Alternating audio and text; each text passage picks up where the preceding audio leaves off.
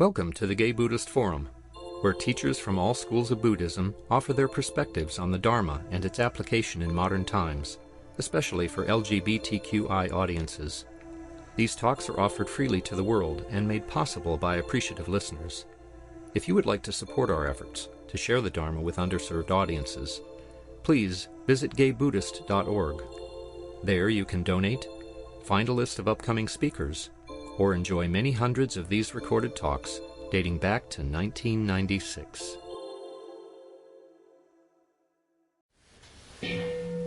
Welcome back.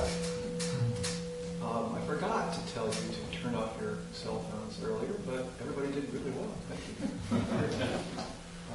George Gibbs, I'm your facilitator today, and next we go around and say our names. So I'm George Gibbs. Christian. McKinney. Michael. Alma. Jim. Ian. Andy. Jerry. Stephen. Steve. Matthew. Grisha. Kevin. My name's Cass. Howard. Marcus. Jack.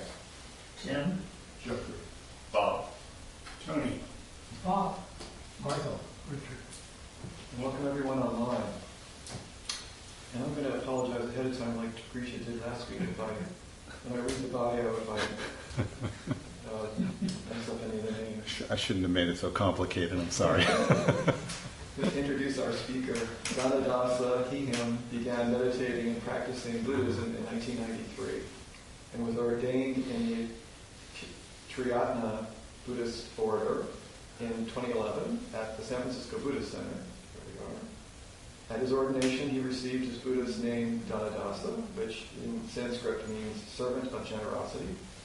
In 1995, he developed a heart connection with the archetypal Buddha Amitabha, rooted in Japanese Theravada tradition, Jodo Shinsu, known in the Western world as Shin Buddhism, and has been practicing in an Amitabha sadhana devotional practice since 2011. Danadasa is deeply passionate about teaching meditation, mindfulness, and Buddhism in a somatic and embodied way, bringing Buddhist teachings to life in our imaginations through images and storytelling. Embodied practice is the path of getting out of our heads and into our bodies, for it is in our bodies that liberation reveals itself. Over the past 20 years, Danadasa has held various administrative and leadership roles within the San Francisco Buddhist Center. And in 2023, he resigned from all his formal SFBC roles, as well as taking a break from teaching for a period of wandering in the wilderness, free from the external responsibilities, expectations, and social norms of the monastery, following in the footsteps of the great crazy wisdom Mahasiddhas of the past. Since then, many lineage masters and archetypal Buddhas have provided Danadasa with guidance and inspiration, including Talapa, Naropa, and Padmasambhava. Vajra, there we go. Vajra, Masig, in 2024, Danadasa received Vajrayana invitation and empowerment through, the mother of all the Buddhas. The meaning of the Buddha's words is beginning to reveal itself. And as some of you know, this is the second of a three-part series. Welcome, Danadasa. Sorry I slowed you down. Oh, that's quite all right. Yeah. Hi, everyone. So this is talk 2 of a 3-week, 3-talk series. So I'll also be with you next week. So I just wanted to start by briefly recapping what we the terrain we covered last week. So the overall journey that I'm guiding us in is this 3-week journey. Well, sort of the first week we were focused on the teachings from the Pali Canon, which is the written record of the Buddha, known as early Buddhism. And this week we will transition into the Mahayana, and then next week we will then transition into the Vajrayana. And these are referred to in Buddhism as the 3 great turnings of the wheel. So last week, the talk was entitled, "To Polarize is to Suffer." And this week we'll be talking about the embodied imagination. And next week I'll be exploring the Vajrayana, and the name of that talk will be Everything is Perfectly Imperfect. So last week we focused on the first two of the Four Noble Truths, the truth of suffering and the cause of suffering. So the cause of suffering, this is just textbook Buddhism. The cause of suffering is greed, hatred, and delusion.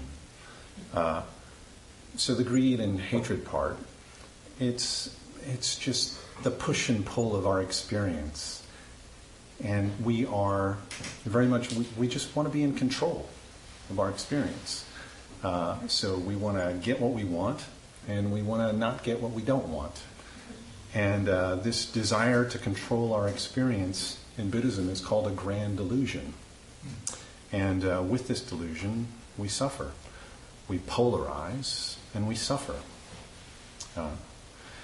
And this polarization, this tendency towards greed and towards aversion, when this polarization becomes habituated, it becomes what in the Pali Canon, what the Buddha described as an anusaya. And this Pali word, anusaya, it means a latent tendency. So latent tendency, to use a modern day psychological language, it's really a deeply ingrained habitual tendency. So some very common latent tendencies that can arise, that do arise in childhood, are latent tendencies such as I'm not good enough, I'm not lovable, nobody listens to me, I'm a fraud, I'm broken, things like this. And it's interesting because horrified anxiety is also a latent tendency. So it's really fascinating in the Pali Canon, when the Buddha speaks about greed, hatred, and delusion, he actually speaks about these as anusayas, as latent tendencies. So the way he speaks about it is the latent tendency towards greed and hatred are always there. They're just lying latent. And then when the conditions in our lives arise that provoke these latent tendencies, well, then these latent tendencies just simply come to life. And we make the grand mistake to think that this is who I am. And the Buddha says, no, that's not the case. So the doorway that the Buddha described is recognizing these latent tendencies as simply latent tendencies, which are impermanent. They're subject to change. So we don't need to become the story. It's possible to actually free ourselves from our story. So in terms of polarization, we now live in the age of polarization. That's what I'm going to call the next 4 years. The age of polarization. And the big question is, how do we stay sane in a crazy world? And not just staying sane, that's surviving. Surviving versus thriving. How do we thrive in a crazy world? How's that work? And this is something that the Buddha faced. Because the Buddha, in ancient India, this was the time of caste in ancient India. And from the Bhagavad Gita, it describes these castes as basically a hierarchy that one is born into. And if one is born into the lower caste, the lowest of the low, it's referred to in the West as the untouchable caste. It says in the Bhagavad Gita, not the Bhagavad Gita, can't remember the exact name of the, but basically what it describes is if one is born in an untouchable caste, the shadow of an untouchable can pollute someone of a higher caste. And untouchables were also forced to wear, what do you call those things, like a little spittoon bucket around their necks to capture any spit that might come from their mouths, because their spit would be a form of pollution. Right? So this is the level of oppression that was happening in ancient India at the time of the Buddha. And yet the Buddha figured out not only how to survive, but how to thrive in this environment. So in early Buddhism, the Buddha was a living example of how to thrive. And after the Buddha's death, all of his disciples, they worked very hard to actually preserve the teachings of the Buddha. Well, the Buddha's now gone. We can't ask him questions. Well, we need to preserve his teachings. So we need to categorize them. We need to systematize them. And Buddhism actually became quite rigid in a particular way. And a good example of this is the Abhidharma tradition. So this is a tradition that arose after the Buddha died. And it's just an example of the degree to which the systemization happened. So in the Abhidharma, for example, there's one system which outlines, it lists 51 different mental events that are an attempt to describe the whole of our experience. So there was a certain rigidity that arose as a result of this. So we can think of this as this distinction between the letter of the law and the spirit of the law. So this is the grounds upon which Mahayana Buddhism arose, the second great turning of the wheel. There were some practitioners who felt like the spirit of the law was getting lost in all of this rigid systematization. Kind of struggling with that word. And in Mahayana Buddhism, there was this desire to bring the Buddha back to life in our imaginations, right? To reinvigorate the spirit of the Buddha. So in early Buddhism,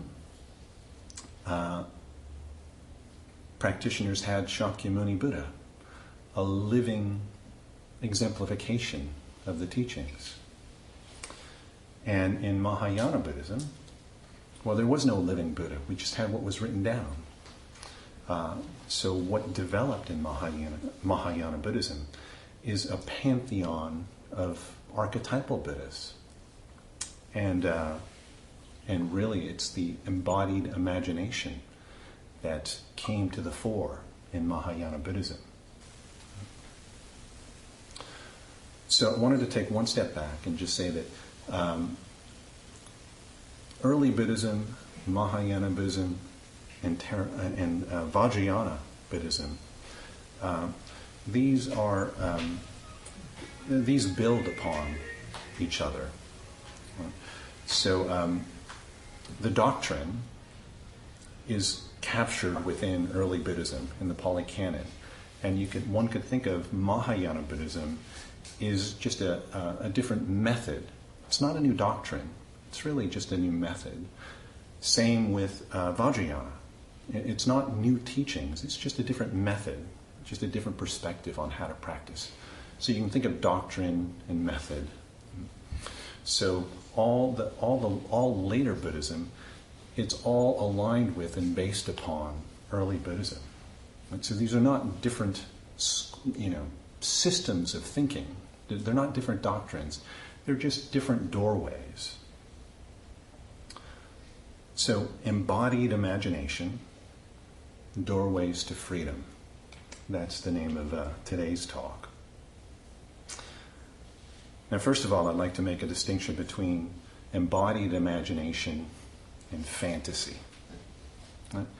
Fantasy is just escapism. And if you bring to mind your own favorite fantasies, right? In my own favorite fantasies, I always get what I want. Everything works out great. I always live happily ever after. Right? It's all about me, me, me. Right? That's not what embodied imagination is.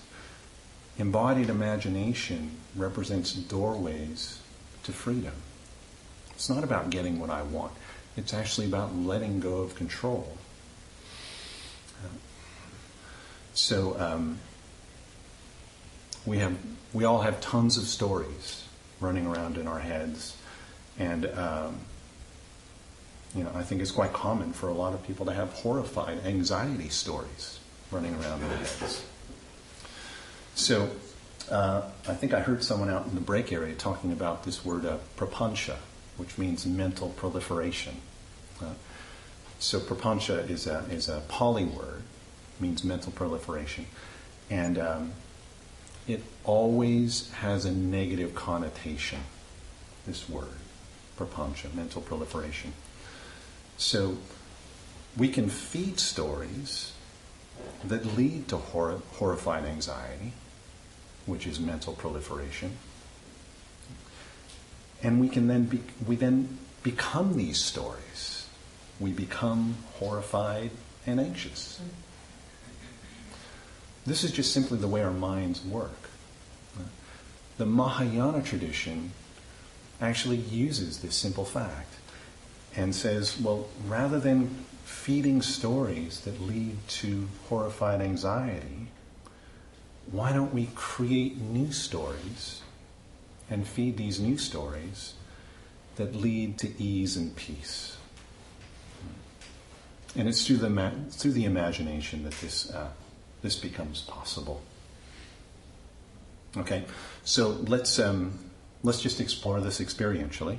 So I'm going to lead us in a little 3 or 4 minute meditation, just an imaginative meditation. So just make yourselves comfortable in your body.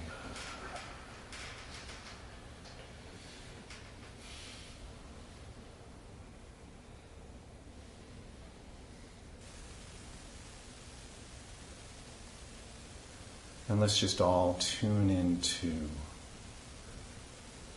our breathing bodies.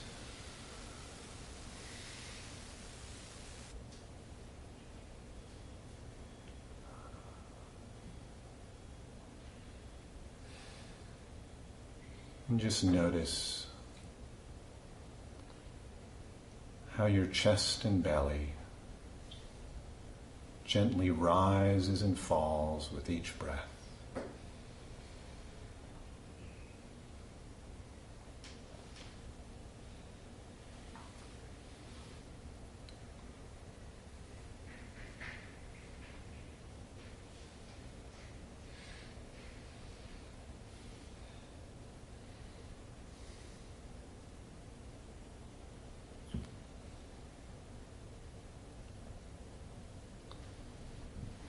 And now, let's expand our awareness outwards and attune to all the breathing bodies surrounding us in this room and in the world out there.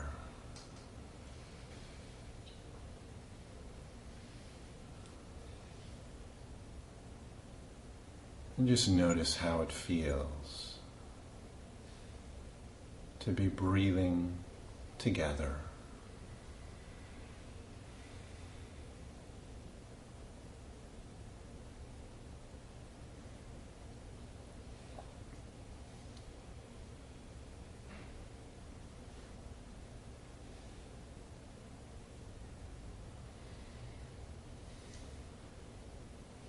Notice how the breathing bodies around you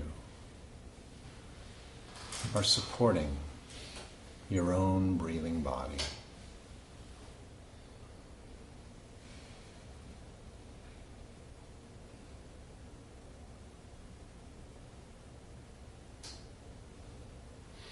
And notice how your breathing body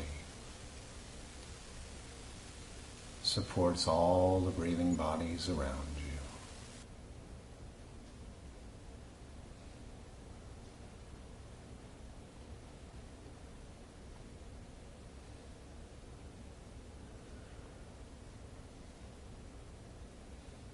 Now, let's all imagine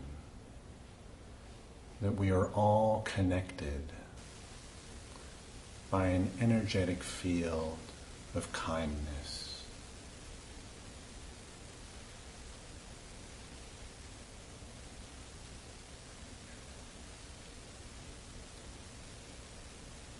And let's imagine that all the breathing bodies around you are sending you kindness.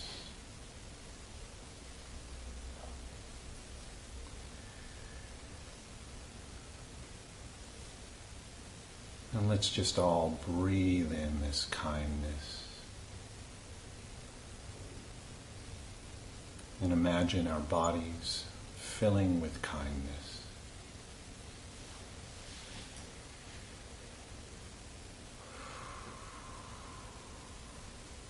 You might want to take a deep breath.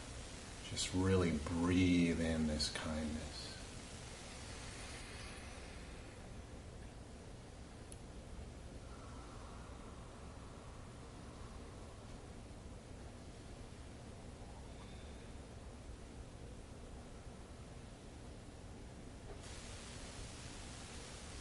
And just notice how this feels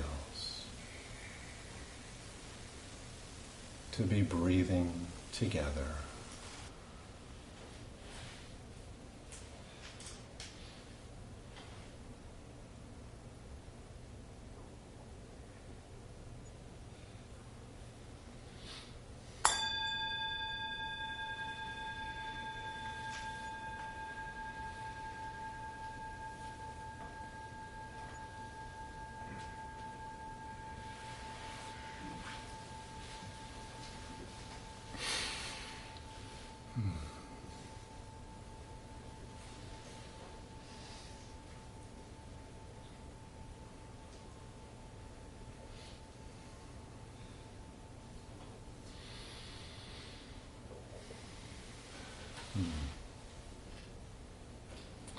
So, how do we stay sane in a crazy world?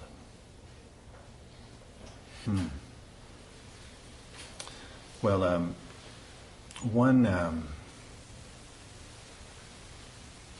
I'll call it a misconception that one can come away with from early Buddhism is this emphasis on self-liberation as a form of escapism. And it's very common, actually. That's the example of the Buddha. He left the world behind, and he attained enlightenment.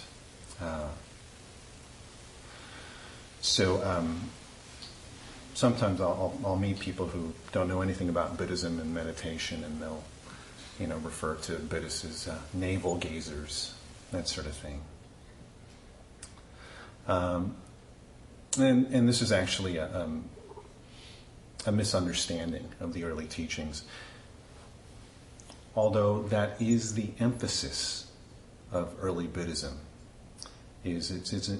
early Buddhism does emphasize self-liberation. However, if you study the life of the Buddha, after the Buddha became liberated, he then engaged in 35 years of altruistic activity. So in Mahayana Buddhism, again, these are not new teachings in Mahayana Buddhism. It's just a different emphasis, just bringing some other aspect of Buddhism to the fore and really emphasizing it. So Mahayana Buddhism really emphasizes the interconnectedness of all beings and really emphasizes this notion of saving all beings. Right, so you'll get this in the Bodhisattva tradition, where a Bodhisattva, it's said in the Mahayana tradition, a Bodhisattva is someone who chooses to not become enlightened because they want to stay in this world, in this realm, to help all beings. And this image of, I will not become enlightened until all beings are saved. So Mahayana Buddhism is really focused on engaging with the world. So in modern terms, we could speak about, social and political activism.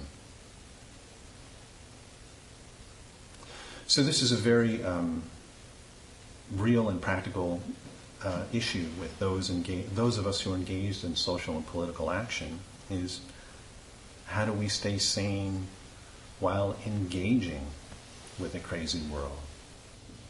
And it can be very toxic to engage with a crazy world.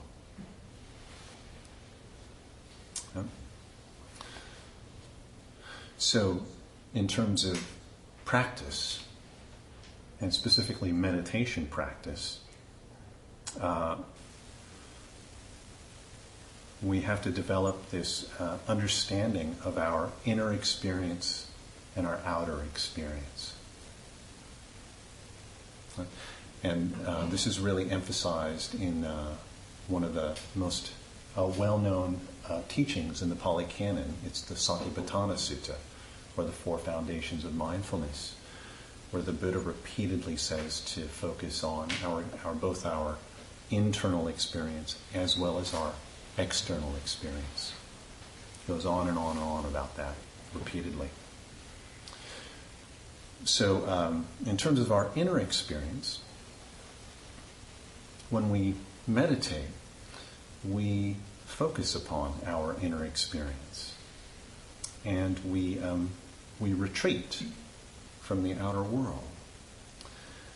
And we can call this actually a bounded practice, where we come into a sacred space, such as the shrine room.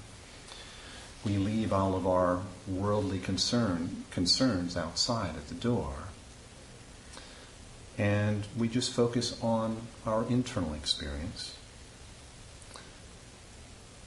And in this bounded space, we can learn the skill of nourishing ourselves, of rejuvenating ourselves, and learning the skill of staying well-resourced. And if we don't have that skill, then when we do engage in social and political activism, the cries of the world, the suffering of the world are just so intense, you will feel as if you were being run over by a truck. I'll just speak for myself. That's the way it's felt to me. I'm being run over by a truck. So in this bounded space, this inner world, we learn to nourish ourselves. And one could say that, one spiritual cul-de-sac is to relate to meditation as a form of escapism. It's very pleasant to just shut the world out and, I know how to thrive in this crazy world. Just completely stay out of it. Everything is fine. Just close your eyes and put your head in the sand. I have one friend who described his meditation journey as the first handful of years he was a bliss bunny. He just loved to meditate. Everything was great. But in the Mahayana tradition, we're actually engaging with the world. We're not trying to escape the world. We're trying to engage with the world because we're all interconnected. So my liberation, it depends upon your liberation. So then when we engage with the outer world, we have to learn the skill of guarding the gates of the senses, of setting healthy boundaries and knowing what not to let in and what to let in. And this is really hard, really, really hard to do, because we have such a strong habitual tendency to want our experience to be good, and when it's not, we suffer.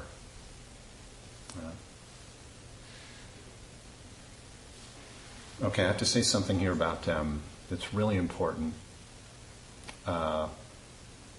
And the Buddha speaks about this in great detail in the Pali Canon.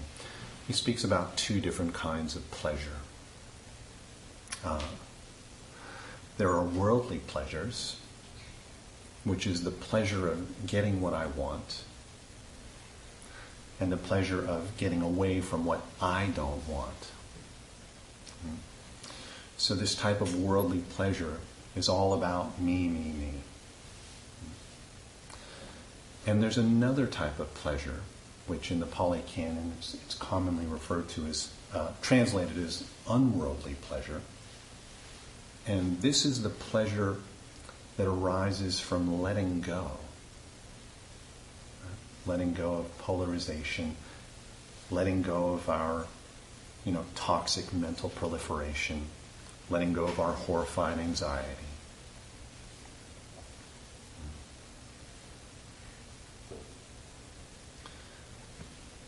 There's just a sense of relief when we let go of all these things. And it's a skill that develops over time.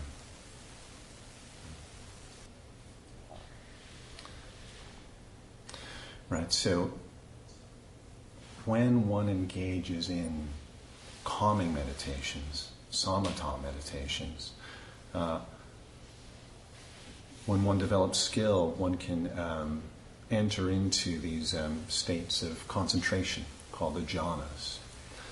And in the second jhana in particular, this is marked by the complete stilling of the mind. So even that inner voice, that verbalized inner voice in the second dhyana, as we move towards it, it's like the volume of that voice goes down and down and down, slows down in pace, and then it actually goes to zero. Right? So even we experience inner silence in the second jhana. Right? And then it continues on from there. And in this letting go of internal verbalization, we're actually letting go of all of our stories, all of our strategizing to get what I want and get away from what I don't want. And it's just this, somatically, it's like,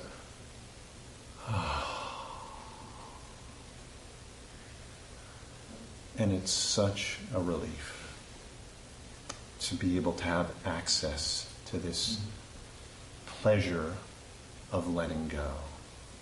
Yeah. So it's so important to cultivate this skill of meditation and being able to access what is referred to in Pali as sukha, which is translated as bliss. But this is the bliss of letting go. It's an unworldly pleasure. And our habitual tendencies, they just have so much strength. Just have so much strength. It's incredible. So, in terms of Mahayana Buddhism, right, this proliferation of this pantheon of archetypal Buddhas, what's that all about? And this has to do with the distinction between relying on me, me, me to get the job done, versus relying on a higher power. And here I am borrowing language from the recovery world, relying upon a higher power.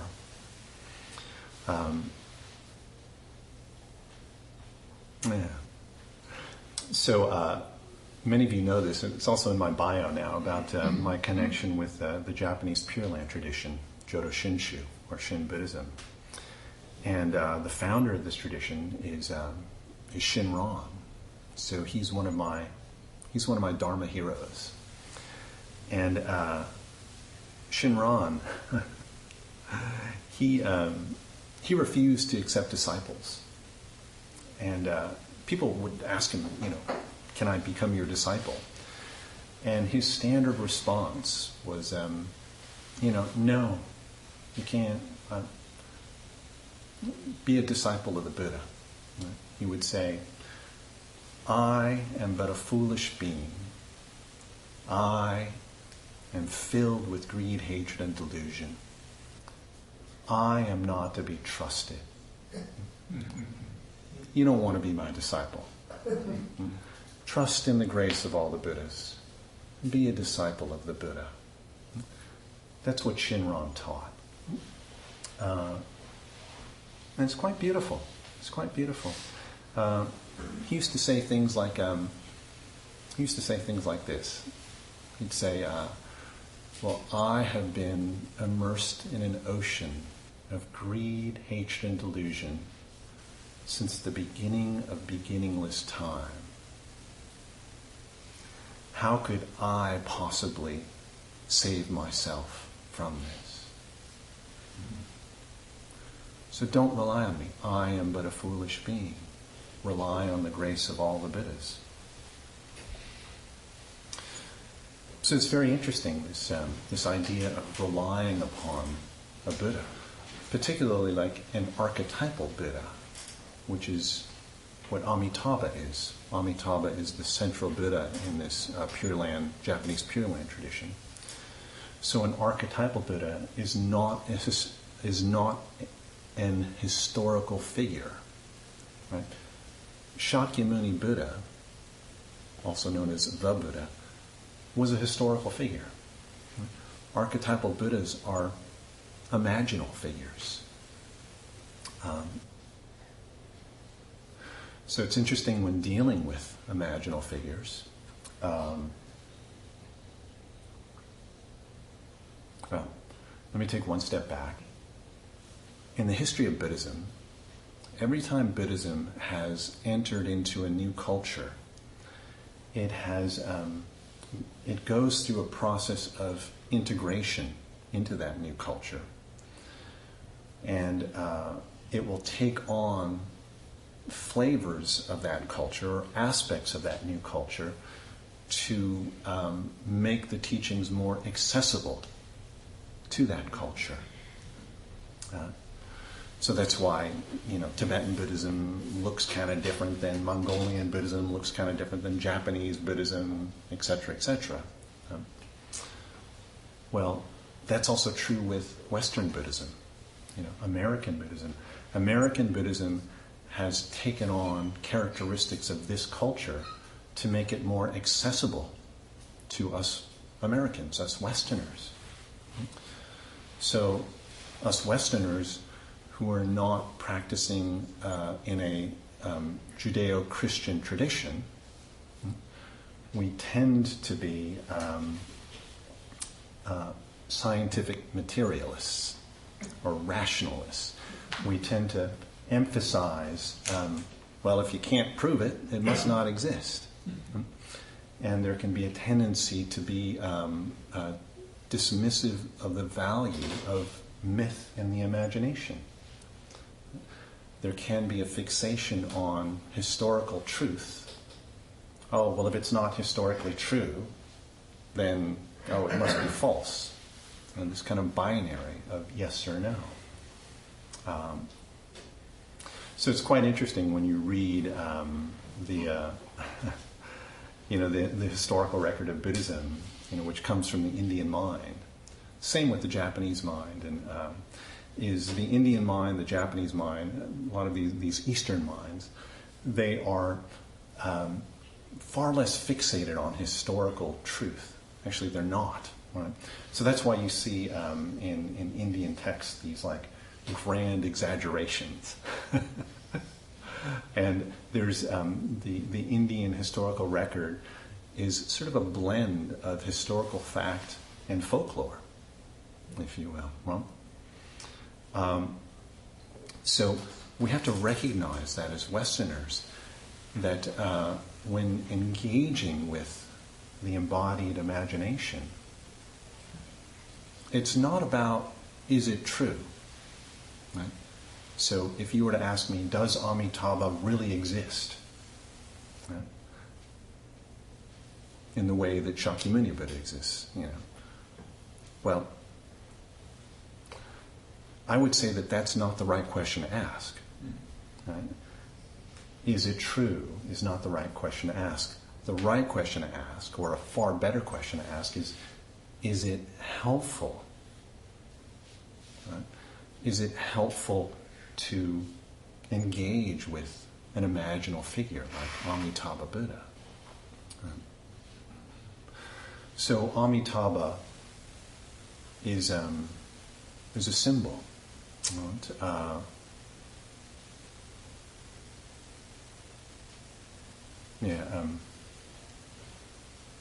It's a symbol. So it's a symbol of just unbounded, limitless love and compassion. It's a very beautiful symbol.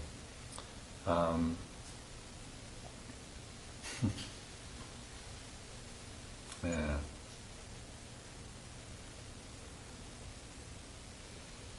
So let me say something more personal about my own relationship to Amitabha.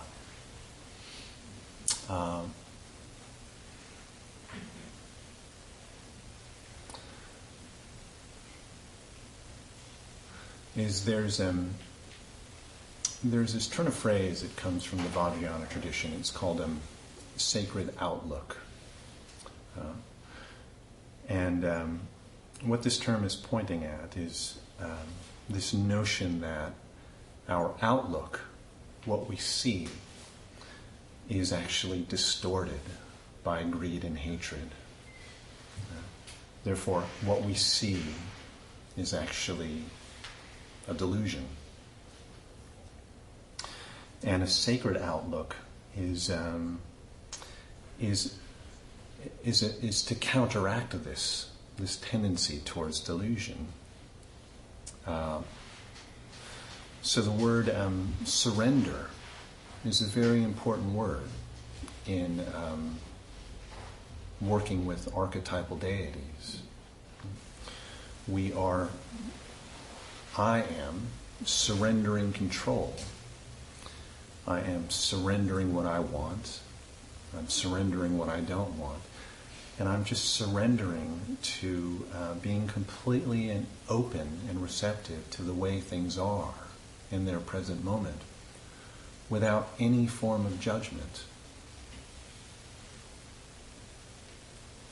Now, on my own, I really can't do this. As an example, since the election results happened, I simply cannot watch the news. I only watch local San Francisco news. That's about it. I cannot watch anything else. My tender heart simply cannot take it in.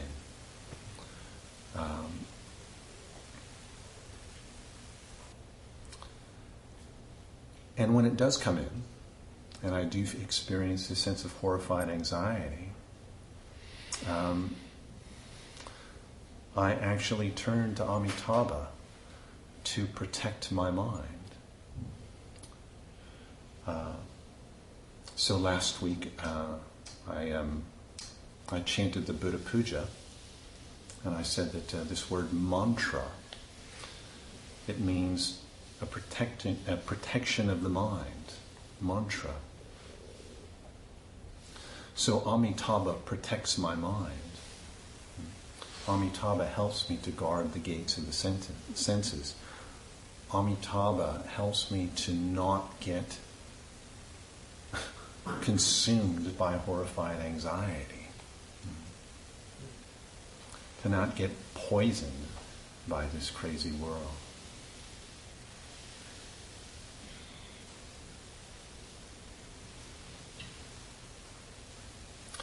Yeah, so next week we'll enter into the Vajrayana, and I'll be speaking much more about this relationship with a higher power.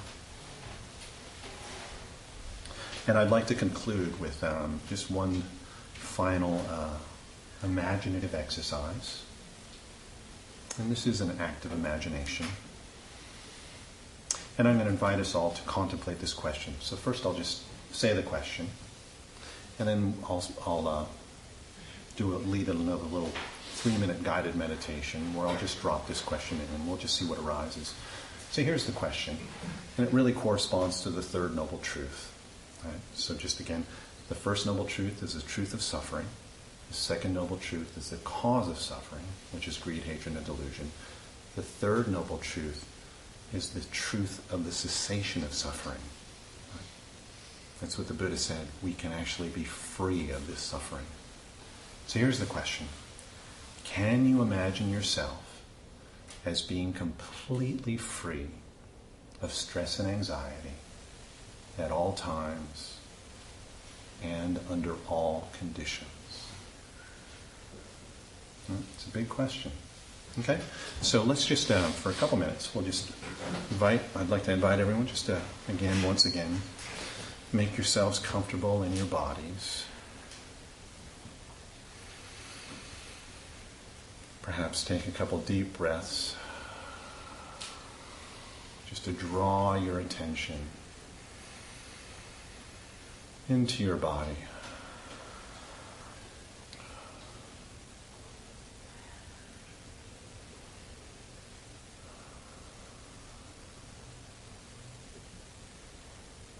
And now I'd like to drop this question into our minds. And we can just notice what arises.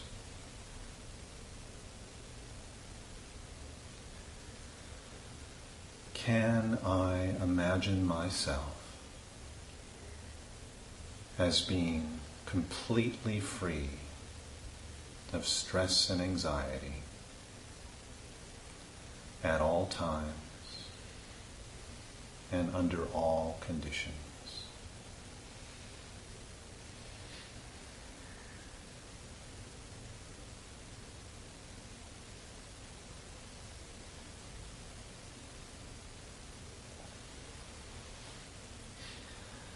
Can I imagine myself as being completely free of stress and anxiety at all times and under all conditions?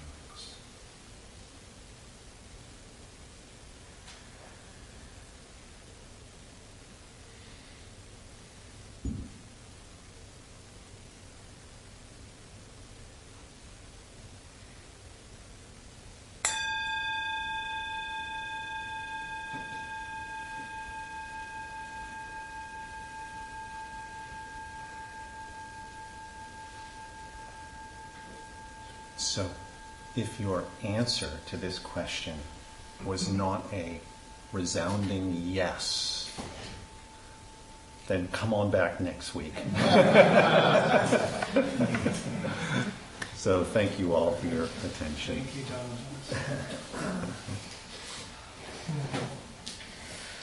Do we have a host?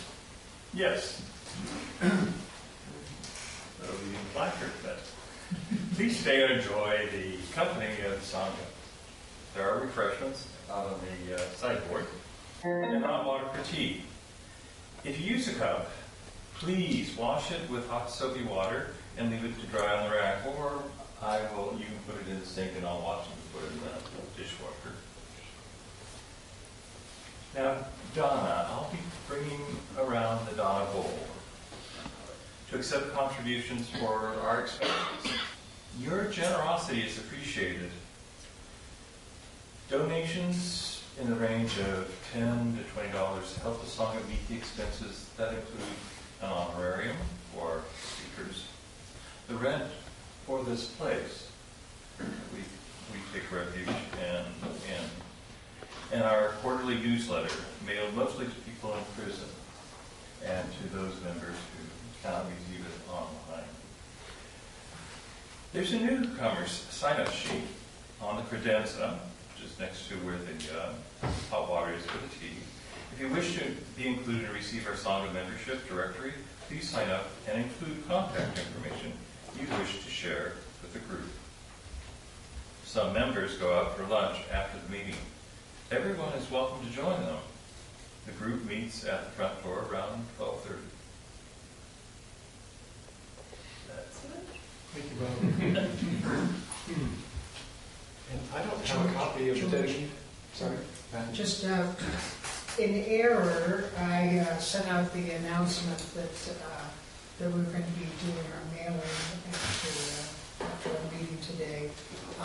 That's going to be happening next Sunday. So please consider, if you come for the last in the series, remaining and helping us send out to the mailing as well. Thank you, Matthew. Any other announcements? Let's gather in the circle for the dedication.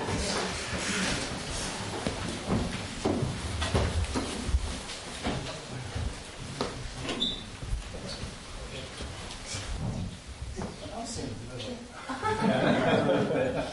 Here you go. By the power and truth of this practice, may all beings have happiness and the causes of happiness. May all be free from sorrow and the causes of sorrow. May all never be separated from the sacred happiness which is without sorrow. And may all live in equanimity without too much attachment or too much aversion, believing in the equality of all that lives.